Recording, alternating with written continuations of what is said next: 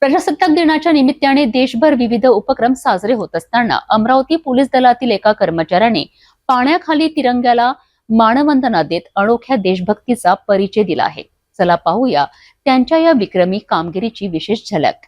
Amravati police दलातील प्रवीण आखरे यांनी आपल्या कौशल्याने आणि धाडसाने देशभक्तीचा अनोखा संदेश दिला. पोलीस जलतरण तलावात त्यांनी 25 फूट पाण्याखाली सायकलिंग करत तिरंग्याला मानवंदना दिली. यासाठी त्यांनी 1 मिनिट 52 सेकंद श्वसनावर नियंत्रण ठेवत विना ऑक्सिजन तळ गाठला. सायकलिंग करत 25 मीटर अंतर पार करणे हे सोपे नव्हते, पण आखरे यांच्या जिद्दीने हा उपक्रम यशस्वी केला. पोलीस आयुक्त नवीनचंद्र रेड्डी यांनी त्यांच्या या उपक्रमाचे भरभरून कौतुक करत त्यांची प्रशंसा केली. अमरावती पोलीस दलातील प्रवीण आखरे यांनी प्रजासत्ताक दिनानिमित्त देशभक्तीची अनोखी भावना प्रकट केली आहे. पाण्याखाली सायकलिंग करत तिरंग्याला दिलेली मानवंदना ही प्रत्येक भारतीयांसाठी प्रेरणादायी ठरते.